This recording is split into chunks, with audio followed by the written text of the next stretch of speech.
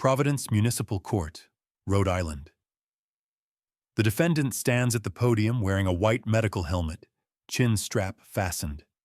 Case 8842, expired parking meter, $35 fine. Judge Caprio looks up from the paperwork, pauses. Sir, I have to ask, why are you wearing a helmet in my courtroom? The man's hands grip the podium edge. His voice is quiet, careful. Your Honor, I had brain surgery 6 weeks ago, skull fracture from a construction accident. I'm not allowed to remove it for another month. The courtroom goes still. The judge sets down his pen, leans forward. You fell at work. The defendant nods slowly. 20 feet. I don't even remember the day I got this ticket. I was still in the hospital. His voice cracks slightly on the last word. Judge Caprio's expression softens completely. Son, you're going through enough right now. The clerk shuffled papers at her desk. The courtroom felt unusually quiet after that opening exchange. Judge Caprio leaned back in his chair, studying the young man in front of him with concern rather than judgment. Let's start with your name, the judge said gently. David Chen, Your Honor. Mr. Chen, how old are you? 32. The judge nodded, glancing down at the citation in his hand. And this ticket says you were parked at an expired meter on Weybosset Street back on November 18th. Is that right? David shifted his weight carefully, one hand still on the podium for balance. Yes, sir. I mean, that's what it says. I don't actually remember being there. You don't remember? No, Your Honor. David's voice was steady but soft. I was in Rhode Island Hospital that day. I think my wife told me she went there to pick up my medication from the pharmacy nearby. Judge Caprio set the paper down. How are you doing now? I mean, really, how are you feeling? David exhaled slowly. Better than I was, Your Honor. A lot better. So let me understand, the judge said, leaning forward slightly. You're wearing this helmet because of the surgery? Yes, sir. And you have to wear it all the time? David touched the helmet's edge with one hand, almost reflexively. Whenever I'm outside the house, or in public. The doctor said, he said my skull is still healing. If I fell again, or if someone accidentally bumped into me. He trailed off. I see. Judge Caprio's expression was thoughtful. When did this accident happen? October 29th, about 6 weeks ago. At work, you said? Yes, Your Honor. I was an iron worker. We were doing structural work on a new building downtown. The scaffolding collapsed. A soft murmur went through the gallery. The judge raised his hand slightly, and the room quieted again. 20 feet, you said? That's what they told me. I don't remember the fall. I don't remember that whole day, actually.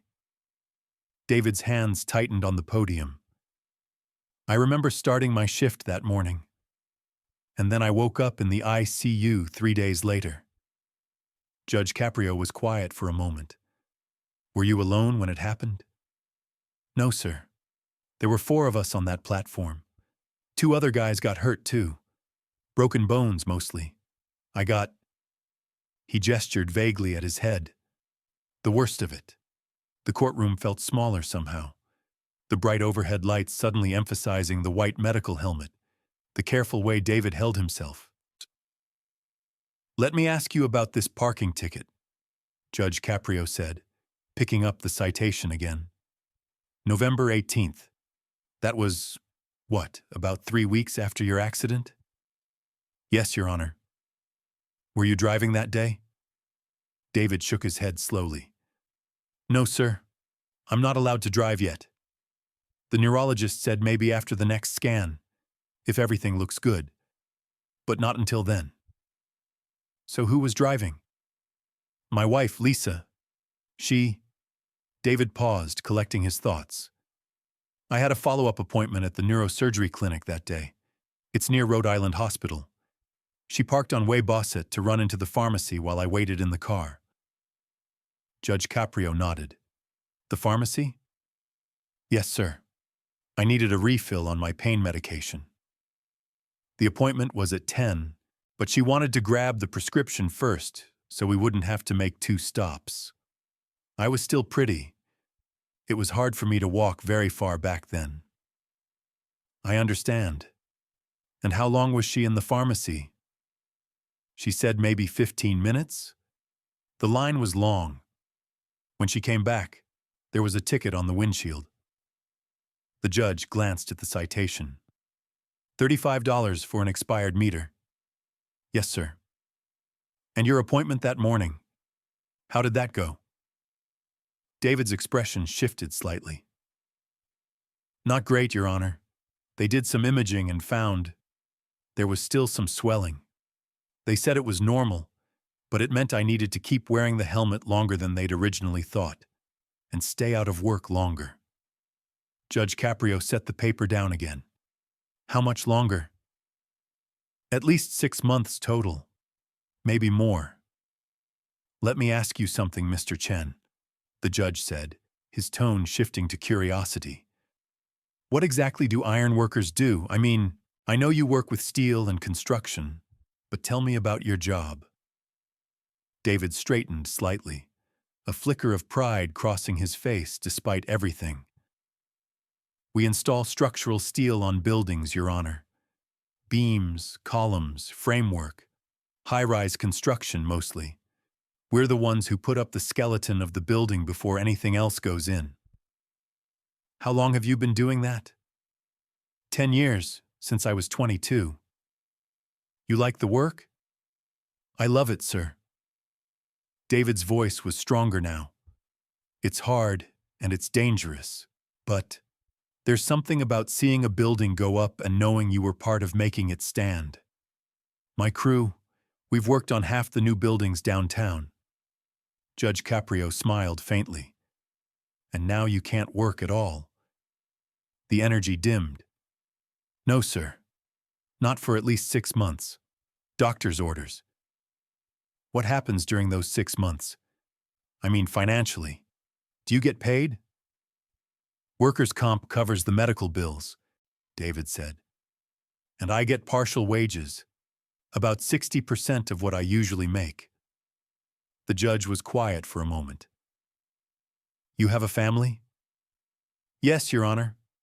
My wife, Lisa, she's a home health aide, and we have 2 kids. Emma's 5 and Tyler just turned 3. So you've got 2 little ones at home. Yes, sir. And you're trying to recover from a skull fracture while taking care of a 5-year-old and a 3-year-old? David gave a small, rueful smile. My wife does most of the taking care of right now, Your Honor. I'm not supposed to lift anything heavy, so I can't even pick up my son. He doesn't really understand why. Someone in the gallery, a woman in the back row, made a soft sound of sympathy. Judge Caprio glanced up briefly, then returned his attention to David. That must be hard. It is, sir, but we're managing. Tell me more about the accident itself, the judge said gently. You said the scaffolding collapsed? David nodded carefully. Yes, Your Honor. We were on the 8th floor, working on connecting a beam. The scaffolding was supposed to be inspected. It should have been safe. But something failed. A coupling, they think. The whole platform just dropped. 20 feet straight down? We fell to the 7th floor, hit the concrete deck. David's voice was quieter now. I don't remember any of it. My foreman said I landed head first. My hard hat cracked in half. Judge Caprio winced. And the other workers? Jimmy broke his arm in 2 places. Carlos shattered his ankle. Mike got away with just bad bruising and a concussion. I got a fractured skull, brain swelling, internal bleeding. They had to drill into my skull to relieve the pressure. The judge was silent, absorbing this. The courtroom was utterly still. They told my wife I might not wake up, David continued. His hands were trembling slightly now. The first 72 hours were, they said it could go either way. But I woke up on day 3. Couldn't talk right. Couldn't remember my kids' names. That was the scariest part, Your Honor. Looking at my wife and knowing I should know her, but not being able to find the words. And now? The judge asked softly. It came back. Most of it. The speech therapist helped. I still forget words sometimes, and I get tired really easily. But I can remember my family. I can have a conversation. He paused. I just can't work. Can't drive. Can't do most of the things I used to do. Judge Caprio folded his hands on the bench. How often do you see the neurologist? Every week right now. They're monitoring the healing. I have another scan next month. If that looks good, maybe I can get rid of the helmet. And go back to work? Eventually. They said I'll need physical therapy first. And even then, I might not be able to do iron work anymore. Might not be able to pass the physical requirements. David's voice caught. It's the only job I've ever known, Your Honor. The judge was quiet for a long moment, just looking at the young man in front of him. Then he glanced down at the ticket again. Mr. Chen, let me ask you about your family situation. You said your wife works as a home health aide? Yes, sir. Is she working now? I mean, while you're recovering? David nodded. She picked up extra shifts. We need the money. Workers' comp helps, but 60% of my salary isn't enough to cover everything. We've got rent, the kids' daycare, medical bills that insurance doesn't cover. She's working 6 days a week now instead of 4. So she's taking care of you, taking care of 2 small children, and working 6 days a week? Yes, Your Honor. David's voice was barely above a whisper. I keep telling her she's doing too much, but she says we don't have a choice. What about family? Parents? Siblings? Anyone helping out? My parents are in California. They came out right after the accident, stayed for 2 weeks. But they had to go back. Her mom helps with the kids sometimes, but she's got her own health problems. Bad knees. Can't really keep up with a 3-year-old for very long. Judge Caprio leaned back in his chair. So it's basically just the 2 of you? Yes, sir. And on top of everything else, you get a $35 parking ticket. David let out a short, humorless laugh. Yes, Your Honor.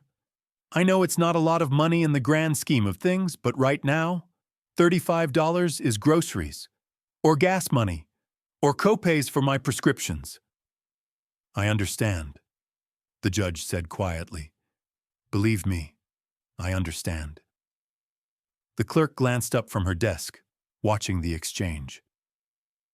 In the gallery, several people were leaning forward, fully absorbed in the conversation. Your Honor, I'm not trying to make excuses, David added quickly. My wife should have fed the meter. She knows that. We're not trying to get out of it just because of what happened to me. We wanted to explain. Judge Caprio held up a hand.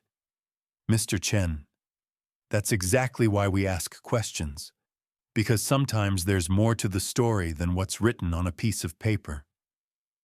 Let me go back to that day, Judge Caprio said. November 18th. Your wife drove you to the neurosurgery appointment. Yes, sir. And she parked on Weybosset Street to run into the pharmacy. Yes, Your Honor. Did she put money in the meter? David hesitated. She said she did. She thought she put in enough for 30 minutes. But the machine might have... I don't know. Maybe it didn't register. Or maybe she thought she hit the button but didn't. She was stressed that morning. Why was she stressed? I wasn't doing well that day, David said quietly. I'd had a bad night. Headache wouldn't stop. Even with the medication, I was dizzy, nauseous. She was worried the swelling was getting worse. That's why she was rushing. She wanted to get the pharmacy done quick and get me to the appointment on time. The judge nodded slowly. So she parked, ran in for the medication, and came back to a ticket. Yes, sir. And then we went to the appointment. And that's when they told us the scan showed the swelling wasn't going down as fast as they'd hoped. They said I needed to be more careful, keep wearing the helmet, no physical activity. Lisa was. She was trying to hold it together in front of the doctors, but I could tell she was scared. And the ticket was the last thing on your mind. Honestly, Your Honor, I forgot about it completely until it showed up in the mail a week later. By then, there was a late fee added on. Lisa wanted to pay it right away, but I told her to wait, to see if we could come to court and explain. Judge Caprio glanced at the citation one more time. So the fine started at $35, and now it's $50 with the late fee, sir. The judge set the paper down. And you came here today, wearing your helmet, recovering from brain surgery, to explain why your wife didn't feed a parking meter properly while she was trying to get your pain medication. David's shoulders sagged slightly. When you say it like that, Your Honor, it sounds, I know we should have just paid it. That's not what I'm saying at all, Judge Caprio said gently. David looked up, confusion and hope mixing on his face. The judge continued, his voice soft but firm. Mr. Chen, you're standing in my courtroom wearing a helmet because a work accident nearly killed you. You can't remember the day you got this ticket because you were in the hospital fighting for your life. Your wife was trying to get medication to help you manage the pain from a fractured skull.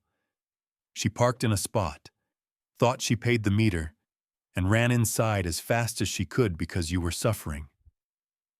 Yes, sir, David whispered.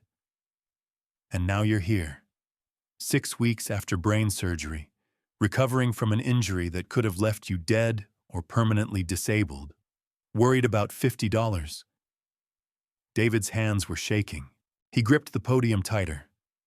Your Honor, we're just trying to keep going. Every day. That's all we can do. I know you are. Judge Caprio's voice was thick with emotion. And you know what? You're doing it.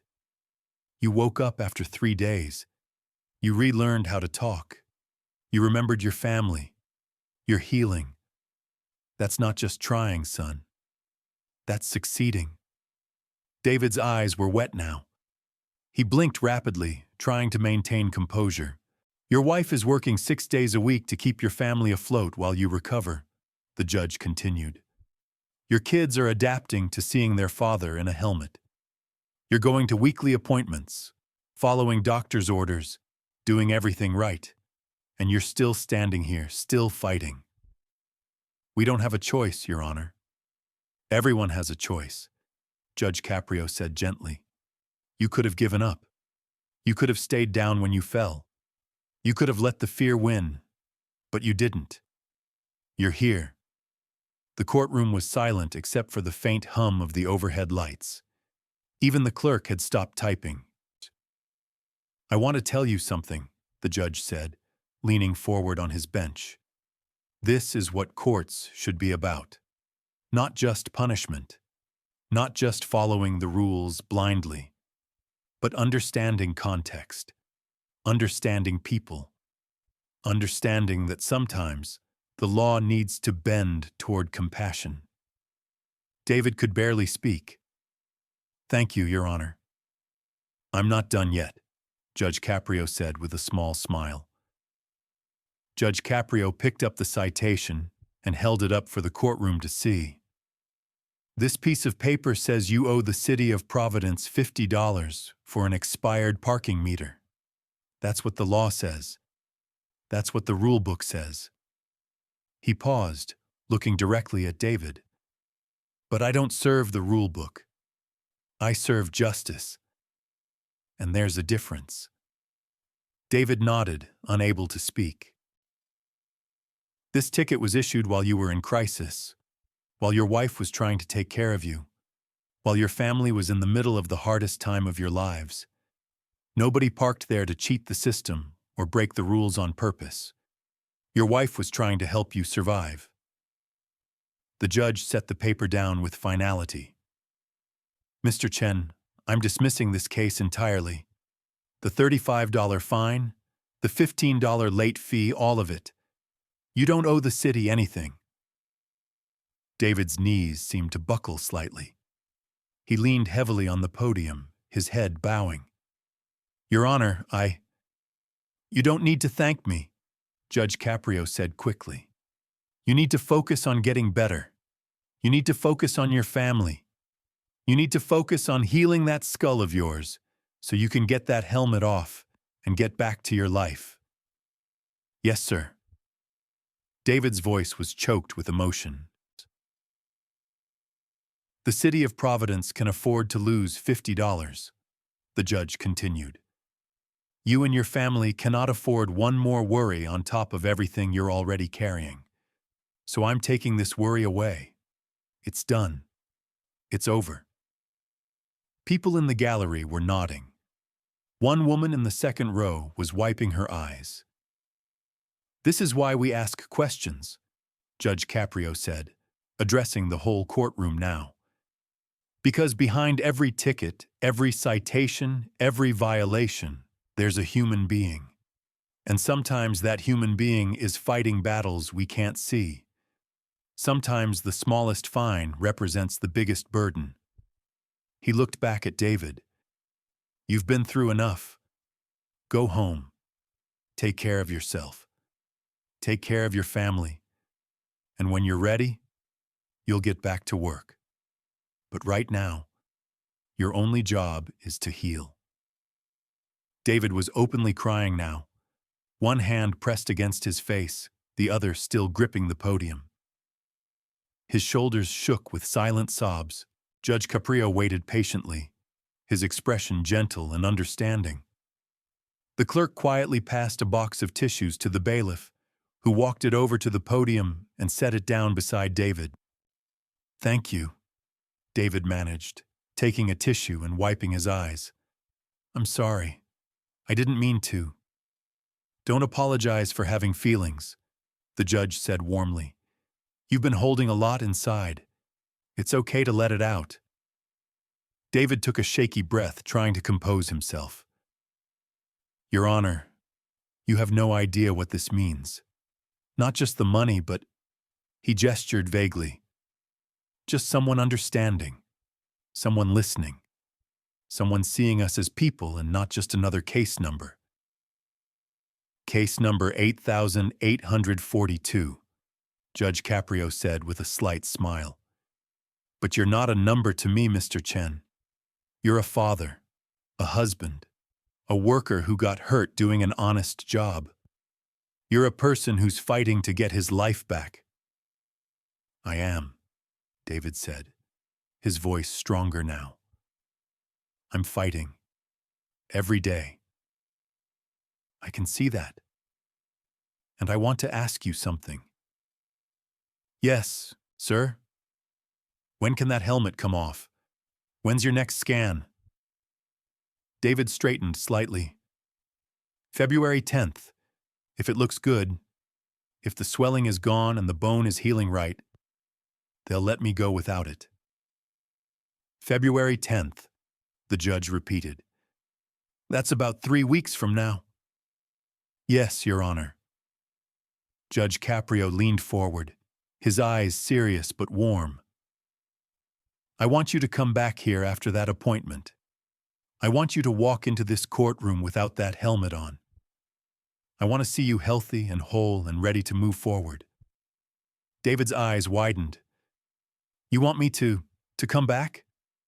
I do. Not for a ticket, not for a violation. Just to show me that you made it, that you're okay. Will you do that? David nodded vigorously, fresh tears streaming down his face. Yes, sir. Yes, I promise, I'll be here. Good, Judge Caprio said, his voice thick with emotion. Because I'm going to remember you, Mr. Chen. I'm going to remember this helmet, and I'm going to remember your story. And when you walk back in here in a few weeks without it, that's going to make my whole month. David let out a sound that was half laugh, half sob. I'll be here, Your Honor. I promise. I believe you. The judge paused, then added quietly, and I want you to do me one more favor. Anything, sir. When you get home today, I want you to hug your wife. I want you to tell her that someone saw how hard she's working, how much she's doing, how strong she is. I want you to tell her that Judge Caprio said she's doing an incredible job. David nodded, unable to speak, and then I want you to hug those kids of yours, Emma and Tyler. I want you to hold them, carefully, I know, and I want you to remember that you're here for them. You survived for them. You're healing for them. I will, Your Honor. I will. Judge Caprio smiled, a genuine warmth radiating from him. You're a good man, David Chen. You're going through something terrible, something that would break a lot of people. But you're not broken. You're bending, sure. But you're not breaking, and that tells me everything I need to know about your character. Thank you, David whispered. Thank you so much. Go on home now, the judge said gently. Get some rest, take care of yourself, and I'll see you in 3 weeks. David stepped back from the podium carefully, still wiping his eyes. He turned to leave, then stopped and looked back at the judge. Your Honor? Yes? Thank you for seeing me, for really seeing me. Judge Caprio nodded slowly. It's what we're supposed to do. It's what courts are supposed to be. Sometimes we forget that, but not today. Not here. David gave a small, grateful bow of his head, then turned and walked toward the courtroom exit, his steps still careful and measured, but somehow lighter than when he'd entered. As David reached the door, he paused one final time. He turned back to face the bench, standing a little straighter despite the helmet, despite the exhaustion visible in every line of his body. He raised one hand in a small wave. Judge Caprio waved back, his expression warm and encouraging. February 10th, he called out. Don't forget. I won't, Your Honor. I promise. The door closed softly behind him. For a moment, the courtroom was completely silent. Then the judge looked down at his desk, organizing his papers with a thoughtful expression. The clerk cleared her throat gently. That was beautiful, Your Honor. Judge Caprio glanced up, a slight smile on his face. That's a man who's been through hell and came out the other side. The least we can do is give him a little grace. In the gallery, people were quietly gathering their things, but several were still wiping their eyes. One older man in the back row shook his head in wonder, murmuring something to his wife about real justice. The bailiff stepped forward with the next file. Ready for the next case, Your Honor? Judge Caprio took a breath, letting the emotion of the previous case settle. Give me just a minute. He sat back in his chair, looking at the spot where David had stood moments before. The white helmet had been so stark against the wood paneling of the courtroom, so visible, so vulnerable. It had transformed from a curiosity into something sacred, a symbol of survival, of resilience, of a man fighting his way back to life. In 3 weeks, if everything went well, that helmet would be gone. David Chen would walk back through those doors as a man reclaiming his life, piece by piece, and Judge Caprio would be there to witness it. "Okay," the judge said finally, straightening in his chair. "I'm ready. Next case." The clerk began shuffling papers, but the feeling in the courtroom had shifted. Everyone present had just witnessed something beyond ordinary justice. They'd seen compassion in action, humanity in a place that often felt too bureaucratic for such things. The routine continued, but the echo of grace remained. The courtroom gradually filled again as the afternoon session continued. New faces, new cases, new stories. But in the back row, the older man who had watched David Chen's case was still there, waiting for his own turn. When asked by his wife why he was smiling, he simply said, "I've never seen anything like that before. Made me believe in the system again." At the podium, where David had stood gripping the edge for support, there was no visible trace of what had happened. No mark on the wood, no sign of tears, nothing to indicate the emotional exchange that had taken place. But everyone who had been there would remember. Judge Caprio worked through the rest of the afternoon docket with his usual mixture of warmth, humor, and careful attention. A woman with an expired registration got a payment plan. A young man who'd run a red light got a stern lecture about safety and a reduced fine when he explained he was rushing to his grandmother's bedside. A parking ticket for a confused tourist got dismissed with a joke about GPS directions and a welcome to Providence. Each case was different. Each person had a story.